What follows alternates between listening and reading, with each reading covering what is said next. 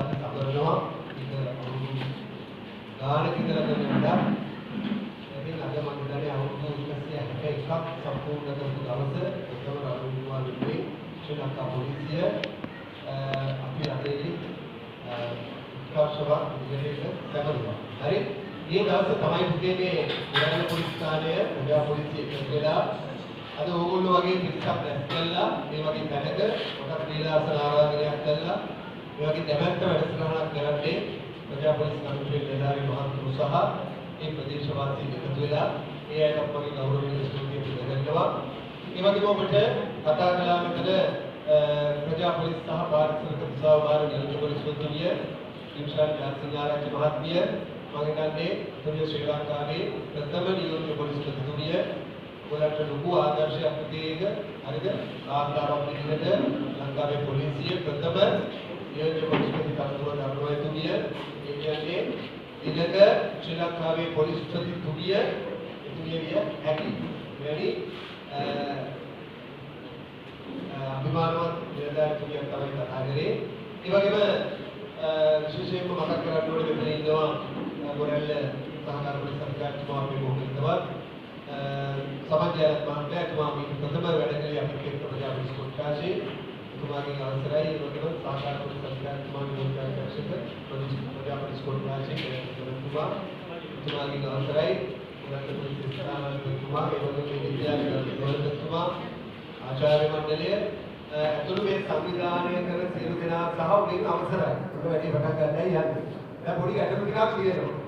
මට තියෙන ගැටලුව තමයි දැන් මේ ඔබේ තාක්ෂණික ගැටලුවක් තියෙනවා. සමහර දේවල් හරියාකාරව දීමේ නොහැකියාවක් තියෙනවා. අපි උත්සාහ කරනවා පරිපූර්ණ කරමු අපි මේ වාසනාව තිබුණොත් අපිට යමක් කරන්න පුළුවන් වෙයි. නමුත් මයික් එකක් හරියන්නේ නැහැ. ඒ ලයිට් එකක් තියෙනවා. මයික් එකක් හරියන්නේ නැහැ. ළමයි ටික ගන්න ඕනේ නේද? හරි ඉතින් අපි කතා කරමු ළමයි ගැන. කවුරු ගැනද කතා කරන්නේ? ළමයි. ළමයි ගැන. කවුද? ළමයි ගැන. ළමයි ගැන කතා කරන්නේ. හරි. දැන් මම ඔයගලන්ට මොකක්ද කියලා කතා කරන්න ඕනේ? ළමයි. ඈ? ළමයි. මොකක්ද කියලා? ළමයි කියලා. මේ කියන්නේ මේ ගැනමයි නෝනේ. ඇයිද? ඈ? දරුවනේ. අනේ ඒක ඈ? දූ දරුවෝ. දැන් කවුද යන්නේ? හවුනේ? ඈ? සුදු. අය කොහොමද? ඒක කොහොමද? මම සුදු කිව්වම කට්ටිය අහිලකයි කියන්න ඕනේ පුළුවන්ද? ඔව්. බලන්න සුදු. ඇයි?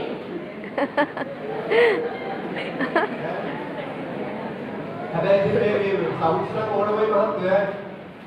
මේකෙන් නැත්තම් වැඩි කරන්න බෑ. හරිද? අපි ළමයි ගැන කතා කරන්නේ. ළමයි ගැන කතා කරනකොට කවුද ළමයි කියන්නේ? අර උන්ට දෙන්න බලන්න කවුරු හරි. ඔව් මම ළමයි. ඇයි මොකද ඔයාලට? මම ගියාපේ දැනට අවුරුදු 15කට විතර ඉස්සෙල්ලා මෙන්න මේ හම්බන්තොට දිස්ත්‍රික්කයේ කඩම්බලගේ දිස්ත්‍රික්කයේ ලුණුගම් මෙහෙර හත්ත පිටිසර පොඩි ඉස්කෝලේක දේශනයක්. මුළු ඉස්කෝලේම ළමයි 200ක් නෑ. පොඩි පැටවු ටික සාධාරණ කරලා දාගෙන මම එක්කේ ළමයි කියන්නේ කවුද? නැත්නම් ගෑන ළමයි නැගිටලා සර් මල් ළමයි ඇයි මොකද? මට බය හිතුණා. පොඩි කෙලිපැටි. කයිපටි හරියට බඳලා නැහැ. කහ පාට ගැච්ච ගවුමක් ඇදලා. කකුල් දෙකට රබර් සෙරප්පු දෙකක් දාලා තුන්වගෙන ආවා. ඇවිල්ලා මයික් දුවගෙන ආවා. ඇවිල්ලා මයික් එක අරන් ගත්තා මම ළමයි. මම ළමයි. මම ඔයා කොහොමද ළමයි වෙන්නේ? ළමයි වෙන්නේ මට කවුද 18ක් කියන්නේ. අද 18ට අඩුවයි ළමයි කියන්නේ. කතාව හරියද? දැන් මේ ශාලාවේ ඉන්න ඔක්කොම කවුද එනා? ළමයි. මට එන්නේ ළමයි. අයියේ. ළමයි. ළමයි. 18ට අඩුවයි තමයි ළමයි. එයා කියනවා මම 18ට අඩුවයි තමයි ඉතින් ළමයි කියන්නේ. මෙයාට නම් මේ පොඩ්ඩක් වුණා හරි වැඩි වෙලා. කුකුලි ගලේ කියලා. වාහනේ මප්පද? ඒ 18ට අඩුවයි ළමයි. මයාගේ අහුව කොහෙද 18ට අඩුවයි ළමයි. මේකෙන් බලහම zoom කරලා. ඔන්න ගන්න උත්තර දෙන්න කවුරු හරි ඉන්නේ. කොහෙද ඔකේ 18ට අඩුවයි ළමයි කියලා කිව්වේ? සෞඛ්‍ය පොතේ නෑ නේ. ඈ ඒ ළමයා වට තියෙනවා ලුණුගම් මෙහෙර ළමයා කියනවා සර් ඒක තියෙන්නේ 1989 ලෝක ළමා පරිචක්තියේ පළවෙනි අවස්ථාවේ පළවෙනි කොටසේ එයා කියනවා ඒක තියෙන්නේ 1989 ලෝක ළමා ප්‍රඥප්තියේ පළවෙනි අවස්ථාවේ පළවෙනි කොටසේ. ඒක බලනකොට මම මේක දාලා දුන්නා. Ôi.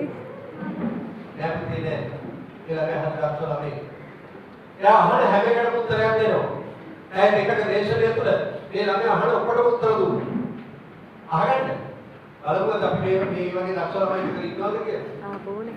ලුඩු ගමේ හෙන ළමයා අහන හැම එකටම උත්තර දෙනවා. දැන් එකක දේශනය. Kolam lamai. දැන් මේක දේශනය ඉතින් පස්සේ මේ මම ගියා මේ කම්පුටර් ප්‍රින්සිපල් එක ඔෆිස් එකට. ඊළඟ ප්‍රින්සිපල් එක ගිහුවතුමනි ඔබතුමාගේ පාසලේ හරි දක්ෂ ළමයි ඉන්නවා. අර කතා කරපු ළමයා අහන හැම එකටම උත්තරයක් දුන්නා. හරි දක්ෂ ළමයි. ප්‍රින්සිපල් මට කියලා මනස මහත්තයා මගේ ඉස්කෝලේ ඉන්න දක්ෂම ළමයා තමයි ඔය ළමයා. ඔය ළමයා ශිෂ්‍යත්ව විභාගේ ලකුණු 176ක් ගත්තා. ඒත් එයා මේ ඉස්කෝලේ යන්නේ නැහැ. ඇයි? යනවල යන්න ඕන දෙබරව ජාතික පාසල. දෙබරව ජාතික පාසලට ඔය ළමයා යනවනම් උදේට කිලෝමීටර් 12ක් පයින් යන්න ඕනේ. ඇයි ඒ? මේ පාරවල් වල බස් යන්නේ. කිලෝමීටර් 12ක් පයින් යන්න ඕනේ.